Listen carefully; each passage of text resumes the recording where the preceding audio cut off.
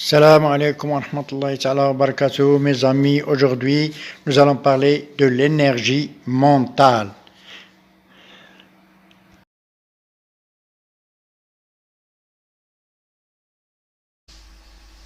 Salam khawti. Bonjour. Tout le plaisir est pour moi d'être parmi vous dans cette vidéo, toujours de sujets de société. Aujourd'hui, on va voir l'énergie. L'énergie, vous savez que la richesse est différente pour chacun de nous.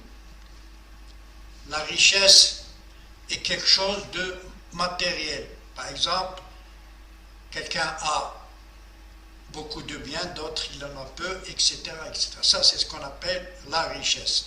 Et on sait que chacun peut dépenser d'après son capital. Celui qui a, par exemple, un mois par exemple, un mois, c'est-à-dire réduit, il va dépenser d'après ce mois. Celui qui a une paie aussi, c'est-à-dire large ou grande, va dépenser d'après cette somme qu'il reçoit chaque mois. Alors aussi pour l'énergie, c'est comme ça, c'est comme tu as une énergie, tu dois dépenser d'après l'énergie que tu as. Et pour dépenser de l'énergie, d'abord il faut connaître soi-même. Est-ce qu'aujourd'hui je suis en forme? Mais quand je dis en forme, ce n'est pas que physique. Forme physique, mentale, psychologique, etc.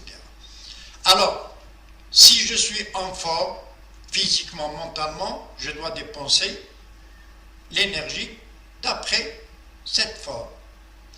Mais là où il y a problème, c'est quand je dépense l'énergie plus que j'en ai.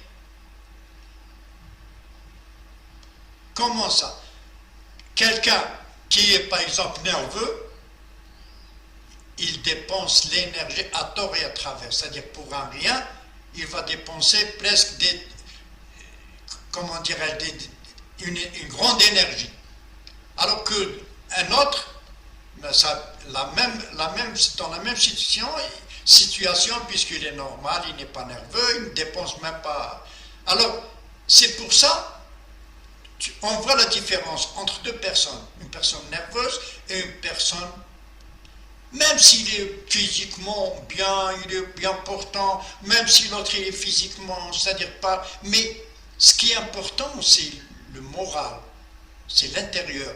Alors on a dit pour ce nerveux, pour un rien, il va dépenser des énergies totales, c'est-à-dire, il va ruminer, il va crier, et on a dit, que tellement qu'on s'énerve que des cellules meurent.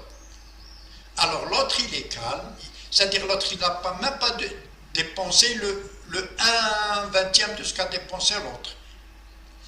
Alors, par exemple, une personne nerveuse, elles se sont, comment dirais-je, elles se sont très très très frustrées par rapport à une autre personne qui est calme. Par exemple, des fois même c'est énervé, toi pourquoi tu es calme comme ça, tu ne réagis pas, tu es.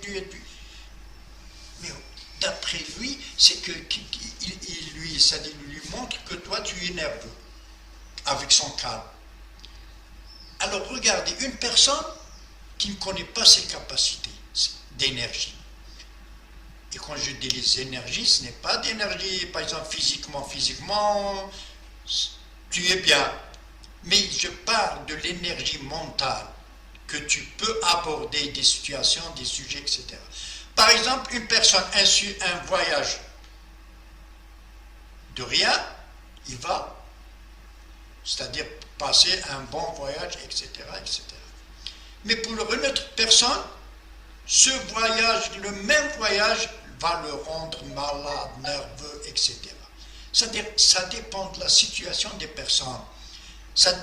La force mentale, c'est-à-dire l'énergie mentale que tu as, est-ce qu'elle est adaptée à ce que tu dépenses comme énergie.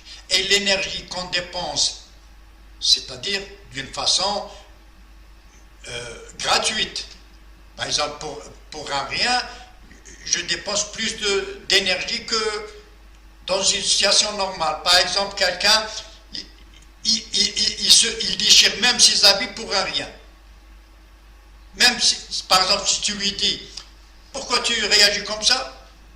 Il dit, comment moi je vais? Alors que l'autre, tu lui dis, pourquoi tu réagis comme ça?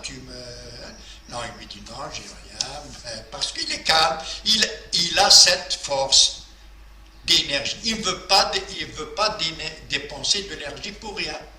Il la laisse, cette énergie, pour des situations complexes.